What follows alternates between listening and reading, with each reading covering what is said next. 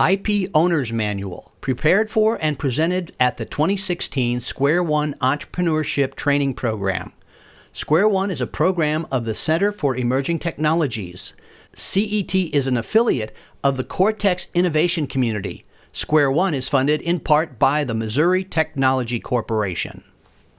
When I was first asked to give a talk about IP, the thing that occurred to me was, I could give you a detailed presentation about patents or trademarks and just beat something to death. I thought, no, there's really something bigger. I'd like to just have a general understanding of the big issues. And that's when I wrote that IP Owner's Manual. Why can't someone just reduce it down to some simple thoughts? What do you need to know? When do you need to go ask for help? And that's what I tried to do in the IP Owner's Manual. And tonight, I'm not going to read the Owner's Manual to you, but I picked the top 10 issues that I think you need to understand if you're going to try to run a business about intellectual property. And the first, we're going to start out with, as was promised, was confidentiality agreements. And so what you need to take away about confidentiality agreements is don't make any confidential disclosure, when a non-confidential disclosure will do. Why would you tell someone a secret that you don't have to? And you may think, well, I need to get them interested. If you can't interest them with the non-confidential information, maybe you ought to be finding somebody else. So, that's when you tell someone secret information, you're giving it to them. Unless they've signed some sort of an agreement, you've just given it away. Why would you give away your most valuable information? So don't make a confidential disclosure agreement if you don't have to.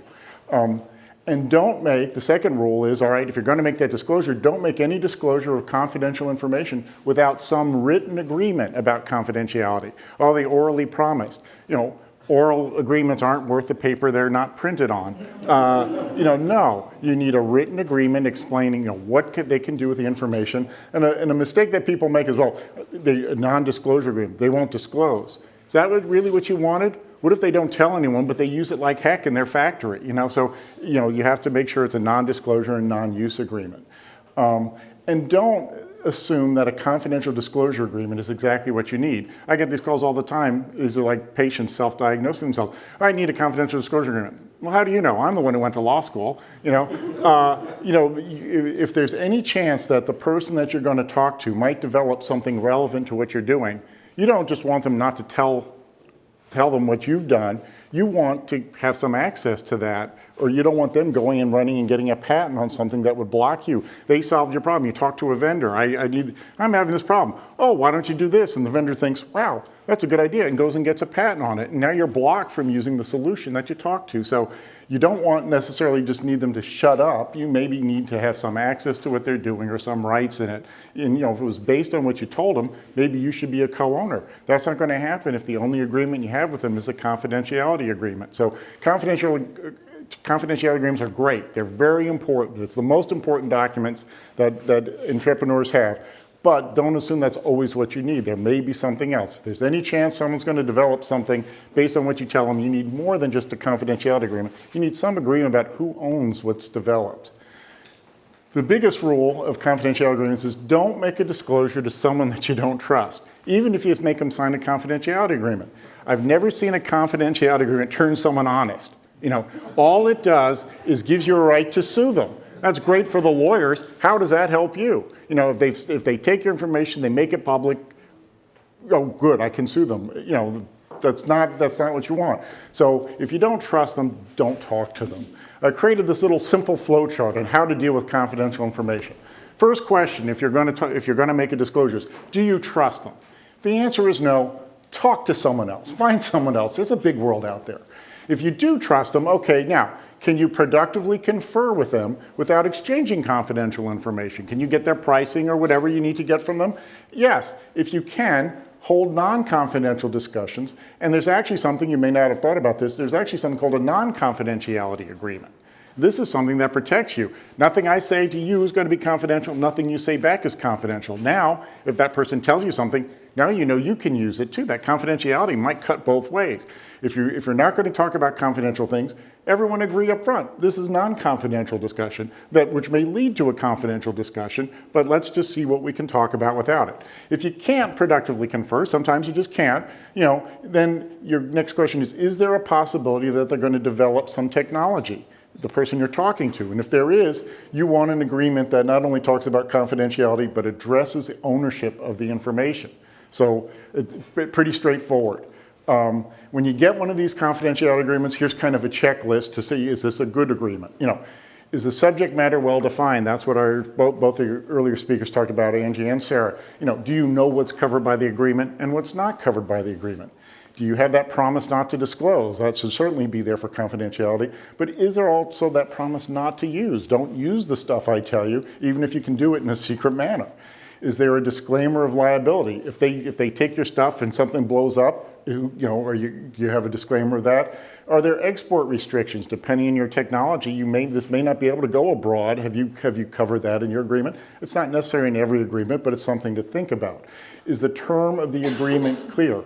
How long does this agreement last is what I'm talking about. And then separately, and you may not think of this as a separate issue, is the duration of the obligations clear? So it may be a 5-year agreement, but how long do they have to keep it secret? That could last much longer than 5 years. It could be perpetual, or it could be shorter, 2 years from disclosure. Everything I talk about in the next 5 years will be confidential, but it's only confidential for 2 years from when I tell it to you. So there's actually 2 dates working there. You need to appreciate that and understand which one. And then, is the choice of law in the forum clear? What law applies? Well, I don't care. America law. No, that's not a good way to go. Every state has their own system of laws. Is one better than another? For confidentiality agreements, not so much. But you don't want the lawyer spending the first $10,000 or $20,000 of your enforcement suit fighting over Illinois, Missouri. Who cares? Just pick one. Yeah. So, as far as the term for the NDA itself, what's considered a normal range? Because I've actually gotten some pushback from one person specifically saying 3 years for an NDA and outside. Well, there's no normal. It depends on what the information is. Imagine I've invented the formula for Coca-Cola and I say it's 3 years. Well, crap, then all the colas would taste like Coca-Cola because they'd all have the formula. It depends on what is the information and what is the life of its secrecy. If it's something that cannot be easily reverse engineered and might last perpetually, the term of confidentiality should be perpetual. If it's something that you yourself are going to put on the market in 2 years, then you don't need to have them agree for more than 2 years because in 2 years and a day, it's out there anyway. So it's the only way to determine it is what is the life of the secrecy. And that's how you decide what the proper term is. And just get on to the forum, is just where is the lawsuit? If you're dealing with American parties, which is typical, then picking any state's fine, and knowing that picking a particular forum where you can resolve disputes is important. If you're dealing with foreign entities, it's critical. If you're talking with a Chinese company, do you really want to go to China to sue them? No, probably not. You might want to pick a U.S. forum. You might also want to pick United States law because while we understand confidentiality and secrecy and trade secret law. The law isn't the same in other countries. Japan doesn't have the strong developed trade secret law, so you want to make sure you pick the choice of law and the forum when you sign one of these agreements. And then lastly, some advice. If you're going to have a battle of forums, you're going to have a forum that have one, start it, right? It's better to start with your own forum than try to fix someone else's. And while a mutual agreement is more likely to be reasonable because no one's going to intentionally screw themselves, so usually the provisions in a mutual confidentiality agreement are more fair to both sides. You don't want to just sign an agreement because it's more fair. Don't take on a confidentiality obligation you don't have to. It's just you don't want to be accused later where you disclose something I told you in confidence because it was a mutual agreement. Don't unnecessarily sign a mutual agreement just to get a more reasonable term. Negotiate a better agreement. The second point I want to reach that for entrepreneurs is employees. Hopefully, it's not just you. You've got somebody working for you. And when you take on employees, you have to realize you don't automatically own what they create. What am I paying them a salary for? You're paying a salary to work, not necessarily to invent. The only time you own inventions of employees is if they're specifically hired to invent, and that's hard to prove, or they've signed an agreement that everything that I invent while I'm employed by you is owned by you. You want to get an immediate assignment in addition to an agreement to assign future inventions. You don't want your employer to say, I agree to assign anything I invent. Well, that could be in the future. And what if they have an intervening obligation or just don't follow through? What you want is an immediate assignment. I agree to assign and hereby do assign. They want that in your employee agreement with them because now you own it as soon as it's created. Don't overreach, though. I own everything. Everything you create is mine. Yes? So there are various channels by which 517 in-kind services from technical volunteers, so like data scientists, computer scientists, etc. What sort of mechanisms are available for making sure that whatever they create in that scheme is then wholly owned by the company that they're also volunteering for? Same thing, instead of an employee agreement, I call it like a volunteer agreement, right? Because you're not paying them. But Basically change the title. change the title, and you want to provide some sort of consideration. Is then all the good lawyers in the room know you can't have a valid contract unless each side gives something. So what are you giving up if you have a volunteer come and give you stuff? Well, we're letting them do it. So in exchange for the ability to participate in the program, they agree that anything they create while they're working for the program belongs to the program and not to themselves. It's pretty straightforward. So don't, as I was getting to, my point was before, and please feel free to interrupt, I own everything. That's not legal in certain states. It's not legal in Illinois. In Illinois, you can only own things that were created in the scope of employment using employee materials. And if you try to get more, you get nothing. So make sure you understand. In Missouri, that's not it. Here in Missouri, I guess we can take everything, but don't overreach. Make sure you understand where the employees are and what the state statutes might limit you to. When you're having them sign up, get an authorization to execute papers. Get a power of attorney from them.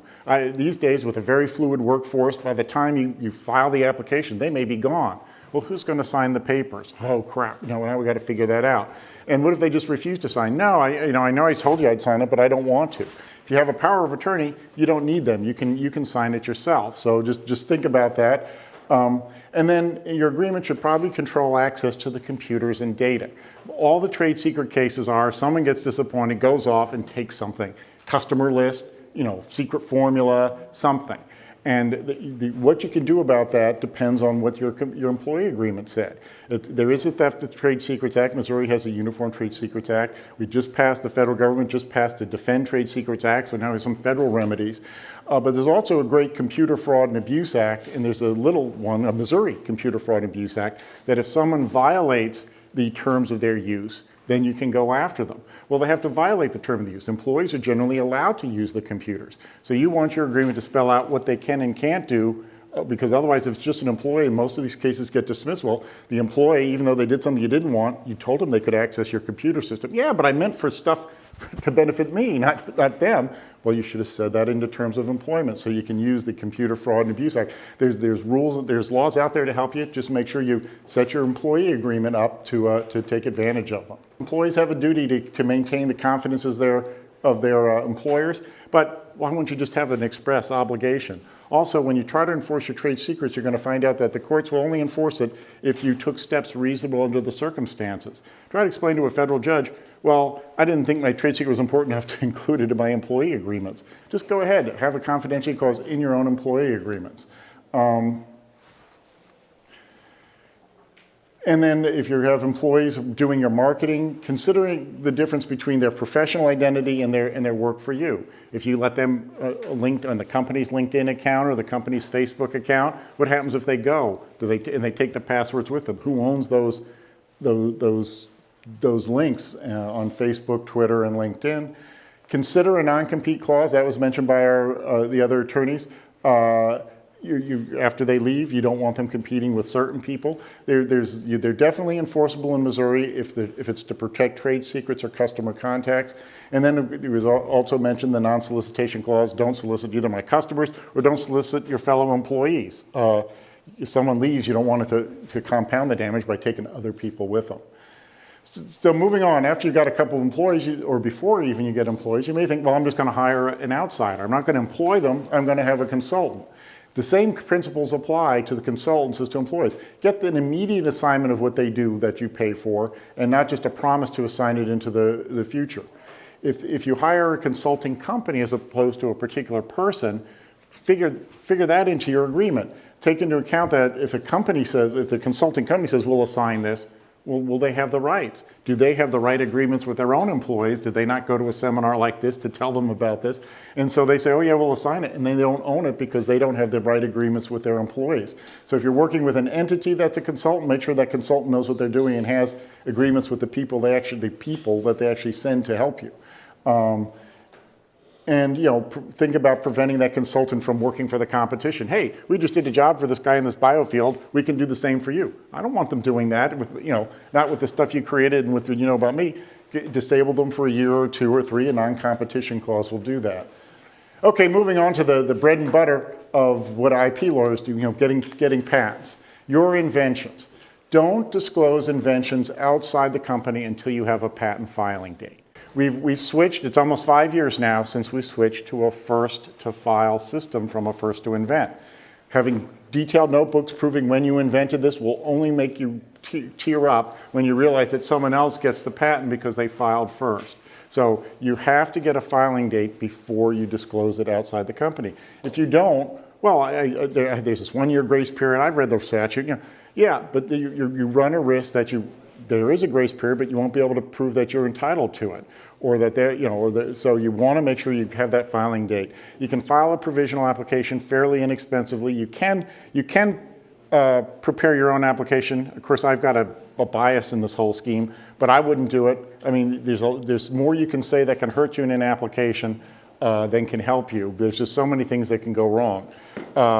Make sure that you have written agreements with everyone who's working on or might work on your invention. That's those employees. We already talked about the employee agreement. That's consultants. That's buddies, co-inventors. Yeah. Do the same rules apply to trademarks as far as like names and things like that? I'll talk a little bit about trademarks, but no, the rules are entirely different. Trademarks are based first to use. And so if you used it first and someone comes along and file, you can get rid of them. You can oust them, prevent them from getting a registration and end up with it.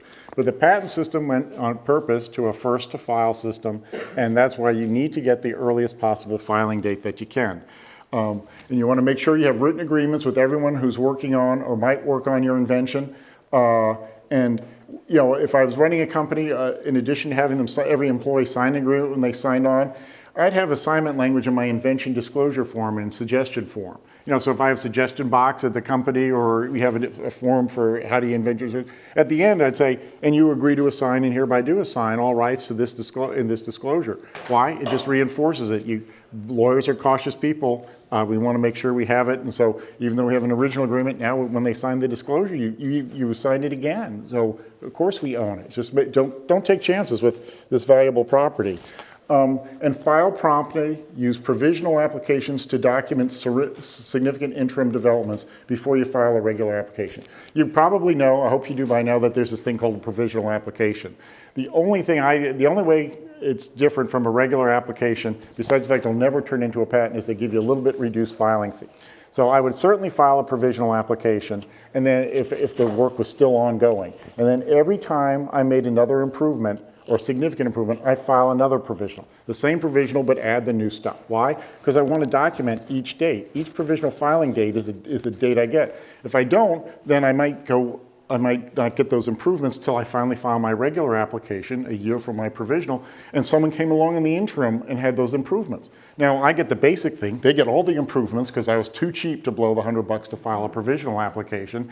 And then, yeah, we can have a battle. We can fight it out. I have the basic concept and they have the improvements. But if you have a significant improvement, that's one that you think is important to the company, file another provisional. You can rope all those provisionals up into a single filing 1 year from the first provisional that you filed. And yet you have all those priority dates locked up. So that's certainly what you have to do. So there's a question about trademarks. Here's my comments on trademarks. Don't fall in love with marks until they've been fully vetted. Love will make your decision-making bad, whether it's in your personal life or whether it's in your branding life. If you love this mark, and then no matter what anyone tells you, oh, but I found like 10 marks that are pretty close. Oh, but this mark is the perfect mark, it's my daughter's first name, whatever, No, don't fall in love with it till you know you can use it, because you'll just make a bad decision. Search all your marks before you use them to avoid wasting time. What do I mean wasting time? Why are you promoting a brand that is someone else's or you can't use? Make sure it's available for use. You can do trademark searching. Trademark lawyers are better at it, but you can get online for free on the U.S. Patent and Trademark Office database and poke around. The best thing to do, and it was suggested by, I think, Sarah, Google. For God's sakes, if you're going to pick a name, Google it. Make sure it doesn't mean something. make sure it doesn't mean something in the Urban Dictionary, among other things. We've had some wacky cases where it means what? What is that? You have to look up 2 other words to figure out what this horrible word means. So make sure you search it and Google it to find conflicts and understand what people think that term means. That word, you keep using that word, it doesn't mean what you think it means. Avoid merely descriptive marks. You're going to want to pick a mark that describes what you're doing because it does have to work for selling the product. If you do, we can't protect it. The trademark office they're allowed to reject marks that are merely descriptive. So pick something that's a little more than descriptive, something that may suggest but not describe. The example I like to give is Weight Watchers for food products. It doesn't say it's low cal. You're just making that assumption based on the name Weight Watchers. It's a perfect mark because it suggests what it might do, but it doesn't describe what it will do. Those are the perfect marks. So avoid descriptive marks. And your marks, you should always use them consistently.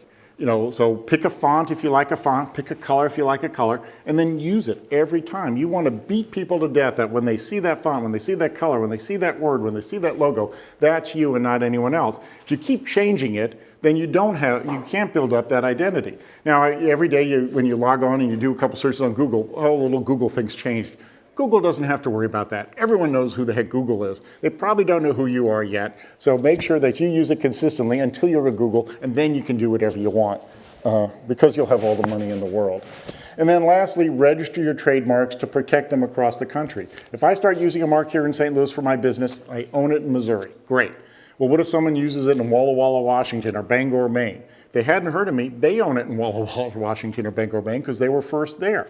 So it's first in time in the area. The exception to that is once you apply for registration. The day you apply for registration, you have nationwide rights in that mark. So if you get the registration, you own it against anyone who comes after you after your filing date. So get to the trademark office promptly with your brand because that's how you build up nationwide rights and oust other people who might come along after you. Use your marks properly and police them. R in the circle when it's registered, TM when it's not. If someone's using something close, you have to go after them because otherwise your mark gets narrower and narrower. You're on this product and someone is over here. If you don't get them out, then they own that product and your rights just get constricted, and that's what we want to have happen. And remember that trademarks can be anything that's non-functional and distinctive. So it can be a color. It can be a website. If your product's a website, it can be the background of the website. The little Google, the box, the white box in the middle of the page Google is protected by Google. You can't have your search box dead center in the page like Google does because they've protected it. And when you see that, oh, that's Google. You don't even have to see the little character. So whatever's distinctive. When you go to a Holiday Inn, if you've been to a Holiday Inn lately, if you're on the road, you see they have their green lights on the front. They've registered green lights on the front of a hotel as their trademark. The shape of Pepperidge Farm crackers, the shape of a Weber grill. Anything that's distinctive and non-functional can be your mark, and so make sure you protect those things. They're out there and they're valuable. Now we're moving on to copyrights. I'm buzzing through this stuff. You have copyrights automatically in all works of authorship. That just means stuff you do. If you make a drawing, make a computer program, write a article, write a white paper, create an ad. Everything you create, poof, it's copyrighted. If you've written down anything I said tonight, poof, you're all copyrighted authors. So you just by fixing it in tangible form, writing it down, putting it on a computer or a hard drive, yeah. I've seen people do copyright durations, like 2003 to 2016, and then others that would just update it every single year automatically to say 2016, and the next year it'll say 2017. Does that matter, or which is better? It doesn't. Well, so here's what you're supposed to do. Put copyright notice on everything. What is copyright notice? The C in the circle symbol, we've all seen. The name of the copyright owner, and what's the year? It's the year of first publication. So if I first published this work in 2015, even though this is 2016, I'm still using C in the circle copyright owner 2015. If in I've created this in 2012, and then 2013 I updated it, and then 2015 I updated, then I go 2012 for some of it, 2013 for some of it, 2015. If I updated every year, then something like 2012 to 2016 would be perfect. So you want, every time you've made an update, you've changed the work, you want your year of publication to reflect that. So that's why you might have multiple years in a copyright notice. What happens if you don't put copyright notice on it? it, do you still have a copyright? Yeah, absolutely. You have a copyright from the minute you fix it. Then why bother? Because if you go to court and you tell the judge it wasn't important enough for you to even put C in the circle on it, you might not get the same result if you told the potential infringers, look, I put copyright notice on it. And the judge goes, well, then why did you copy it? What were you thinking? Well, I don't know, you know. So you want to put yourself in the best position by putting the copyright notice on it. And you also want to register the copyright. Can I put C in the circle before I register? Absolutely. You can put C in the circle on anything you create. Then what about this registration? Why do it? Well, because if you register the work before the infringement begins, you're guaranteed a minimum recovery. If someone stole one of your ads and reproduced it, how much have you been hurt? I don't know, a few $100, $1,000, how do you prove it? But you don't have to prove it for copyright infringement. You're guaranteed to minimum statutory damages, even if you can't prove $1 worth of harm. The court has to award you $500, and the court can award you up to $20,000 just per infringement. Well, that's pretty good. So spending the $35 to get the copyright registration is well worth it. And you can do it yourself. It's not particularly hard. It's just kind of annoying because the questions don't make sense, but there's people to help you through it. A lawyer can do it. I don't like to do copyrights for people because the amount of time it takes me, it costs them a lot when you could literally do this yourself. And even if you blow it, you still have the copyright. So copyright's the one area where I think people can operate on their own. But if you get that registration, then you're guaranteed a minimum statutory damages. And my favorite provision of the copyright law is if you have that registration before they begin infringement and you win, they have to pay your lawyers. So all lawyers like other lawyers getting paid. It's just good for business. Yeah. I just wanted to confirm if I'm doing this correctly or not. I have a greeting card company, so what I do is I register for copyright for that year as a collection of works instead of paying for each filing for each image because then that really racks up the fee. Right, it does, and so it's not a bad thing to do, but it can be. So the question is, how much infringement is there? If I copy one word out of something, I'm going to get off scot-free, I can tell you that. If I copy 10 words out of a giant book, I'm probably still going to get away. It's either a fair use or it's just what the law says, de minimis non curat lex. The law doesn't deal in trifles. See, you got Latin. That's why engineers go to law school. We can pick up some Latin. And so if it's too small, so if they copied one of your cards out of a collection of 500 for the year, that's like 1/500th. The court may not be too impressed. On the other hand, if it's a collection of 10, well, it's 10%. You infringe 10% of this person's work. So it's just not getting the collection so big that if they copied a little bit of it, you don't have a remedy. But there's nothing wrong with the strategy. I would recommend it because it's how many cards you have to sell of each one if you're going to whack $35, for each copyright. Right. Or you could do it like quarterly or seasonal. Right. So it just depends on their volume. If you have 10 cards a year, then group filing's great. If you have 500, I'd probably break it up into quarters or months even. It's probably worth it. Sure. And so the middle part I skipped over is make sure you acquire all the rights you need in the works that are created by third parties. Works created by third parties are a pain for copyright purposes. If you hire a consultant to do coding, to do mechanical drawings, to write an advertising agency to write your ads, who owns the copyright? They do. Because, well, I paid them. What do I get? You get a right to use it because you paid them for the right to use. But unless they transfer their copyright, the copyright's owned by the author. Well, my agreement says it's a work made for hire. The law is you can't turn something into a work made for hire that the statute doesn't say is a work made for hire. The statute only says that things are a work made for hire if it's one of 10 particular types of works, answers to textbooks, translations, things like that, most of which aren't the things you're hiring these people for. So they own it. And if you don't own the copyright, and all you have is a right to use, well, we're using it now. I hire someone to do my website. And I want to update my website with a snazzier picture, right?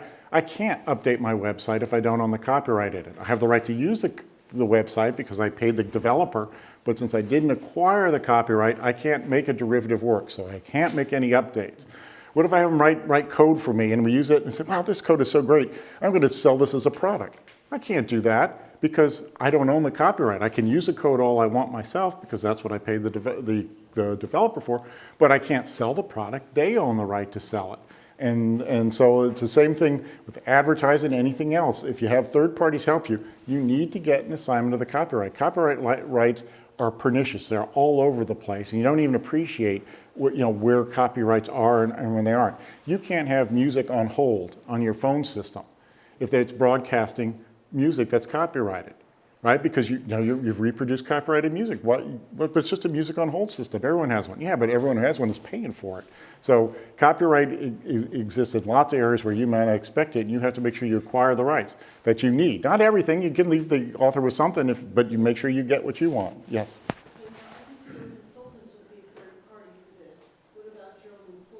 Here's where the law on copyrights is a lot different than inventions. The works of employees in the scope of their employment are considered works of the company. In fact, the company is considered the author of those works. The human being, who cares? You're just a cog in the machine of the company. And so, but that's a lot different than the way inventions work. Remember, inventions, the employee keeps those rights unless for some reason. So, but it has to be in the scope of employment. If you have a overzealous employee who does something at home in their own time and then brings it in, you may not own that. So that's another thing to stick in your employee agreement, that we own the copyright works that relate to the company's business. Just makes sense. Yeah. To transfer the rights, like the website example that you used, what form, is there a form or is there? Well, there's plenty of forms. You just need the language that, I hereby assign all rights, title, and interest in the website, including the copyright rights therein. And oddly enough, if you're really being thorough, and the right to sue for and recover for past infringements. Because if you don't, you only get the right to sue for infringements after you own it. They keep it. Well, what's the problem? You don't want someone else having the right to enforce your copyright if they don't own it, because they don't care if it's valid. So they might try to get some money. If they don't, they might, all right, I'll just leave it go, and it's declared invalid. So for all IP rights, you always want to get the right to sue for past infringements to take it away from the prior owner, just so they don't screw up what you just bought, more than anything else. Not that you want that recovery. Yes? Isn't the invention assignment cover copyright? Is that separate? No, they're separate. An invention assignment usually covers just the technology and the right to go get a patent. If the invention is something copyrightable, then it might cover it. But usually they're separate. The works of authorship are different than works of invention, and you just don't want to leave something behind. So we write patent pending on that when that's the case? Well, patent pending is something if you filed a patent application, even a provisional application, you can mark your product patent pending. And that warns people there's an application out there, but it's unrelated to copyright. It's just warning people I have a patent application. Do you have to do it? No, you don't, but it's a good thing to do, because now people will be slower to copy you because they think, uh-oh, who knows what this guy has. Now, after 18 months, most applications will publish, but for 18 months, you got them in a world of doubt. Should we copy this? Should we not? What's going to happen? So the uncertainty caused by patent pending is a good enough reason to file a provisional application. Got everyone? So advertising and promotion. If you're going to sell anything or sell yourself, you got to promote yourself. Make sure that you're ready to disclose the content. Don't promote something when you haven't filed your provisional or your regular application yet. Make sure, do a checklist. Are we ready to disclose this? Make sure that you're using your marks properly. You picked your font, use it the way you are. Can you put a TM by it if it's unregistered, or in the circle if it's registered? Make sure that it's an adjective and not a noun, because trademarks are adjectives. It's a particular brand of something. Jello brand gelatin, it's not Jello. Once it becomes a noun, it's no longer a trademark. That's what happened to aspirin. That's what happened to kerosene. They were trademarks, but we didn't know what else to call the stuff. So now that's what we call the stuff, and the trademark gets lost. So make sure you use your marks properly. Make sure that you have adequate rights to publish the advertising. That's making sure you have the rights from the advertising agency or whoever created that work for you. And make sure you protect your advertising. Slap that C in the circle on it, and you can at least put copyright notice. Whether it's worth getting a registration on, that's up to you to decide, but maybe you collect all our advertising for the first quarter or all advertising for the year and get that registration, because it's so much better when you can tell the infringer that, oh yeah. Sorry. No. Quick question about using Creative Commons content. So like pulling a photo or something from Wikipedia and then integrating it into your advertising campaign or something. Mm-hmm. What sort of documentation is required for that process, if any? None, but when you file, you have to identify it as pre-existing work that you're not making a copyright claim to, because you can't. Okay. You know, and I don't recommend doing that, by the way, and this has happened several times. We've had lawsuits over it. Someone picks an image they love and they turn it into their mark, and someone else starts using it for something else because they can. It says it's not yours, you know, so you can't stop them unless they do it in the exact same industry. Then you might make a trademark claim. But now, well, in particular, they're doing something unsavory or something. Now you got someone out there, and it kind of dilutes your whole brand. You want to own what's yours so you can control it. It's not a greed thing. It's just a control thing. You don't want someone else having control of your trade identity by using a similar image. Yes. Can you mind repeating what you said about, I didn't fully catch it, once your trademark becomes a noun, or something you said about it becoming a noun and it's no longer... Right, once your trademark isn't a particular brand of a product or service that comes from you, but it's just what they call the thing, then you don't own it any longer. Everyone owns it. It's become what we call become generic. So escalator, kerosene, aspirin, all those were trademarks, but they were used improperly and now are in public domain. Kleenex is one that the Kleenex company worries about. Xerox is always worried about it. For a while there, they were at risk when they were the only document company. Now there's zillions of them, though Xerox isn't that much at risk. But you have to protect what's yours and stop other people from using it improperly. Okay, this is kind of a rehash of the invention thing, but it's worth doing. Life in the first-to-file world. We're in a first-to-file system. We've been there for almost 5 years now. Avoid disclosing your invention outside the company until you have that filing date, all-important filing date.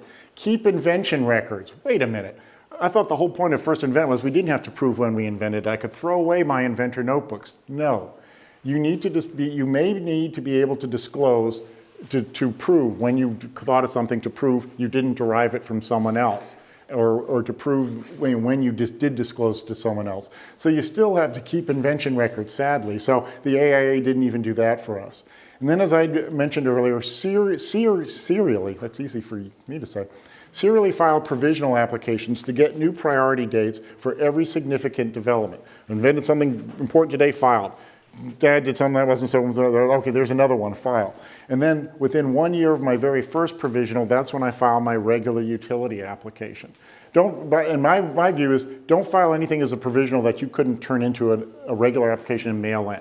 Make it nice, have claims, have a full disclosure, because you never know when you're going to need a complete disclosure. People who just file PowerPoints or little scribblings, you're not helping yourself. Another thing to think about is consider publishing your application if you're going to abandon it before it publishes. So if you file a provisional application, think, that wasn't so great. The company just doesn't have the money. We're going to pursue something along those lines. But if you don't let that publish, it's never become prior art. So someone else could technically come along and think they've invented it, file on it, and they could actually get a patent on it. And nothing makes clients madder than someone patenting something they knew was theirs, but they didn't follow through. So you want to create prior art, either by go ahead and paying to get the patent office to publish your application, or putting it on your website, just a white paper or something disclosing the invention. So at least it's prior art. You weren't interested enough to get a patent, make sure no one else can get that patent, because sure as someone else gets a patent on it, you'll want to do it, and now you can't, even though you did it first, because you didn't file first. It's a first-to-file system. Remember that. Moving on, the rights of others. You have to look out for intellectual property rights, because there's a bunch of weaselly lawyers just like me out there patrolling and ready to sue you in a moment's notice. So be careful of incorporating ideas or suggestions from third parties, including vendors or customers. What if I'm going to have a focus group and have all these people in. You show them their product and they say, oh, it'd be 10 times better if it did this. Uh-oh. Can we use that? No, they invented it. Now if they don't get a patent on it, we can use it, but what if they do? So you have to be careful. If you invite feedback and comments, make sure you own the feedbacks and comments. And it's pretty common to have a focus group agreement, in exchange for a lousy lunch and $10, all the feedback you give me, I can incorporate into my product, because they're the inventors. You're going to need them if you want it. And the same thing, not just with not just patentable works, but anything that is copyrightable. If they suggest, the story would be better, or this program would be better if it did this. Uh-oh, I want to own that. Be careful when you hire employees from competitors, because they may have non-compete agreements that they don't bother to tell you about, because, well, if I told them, they wouldn't hire me. And, and you can still be stuck with those. Be careful designing a product to compete with an existing product.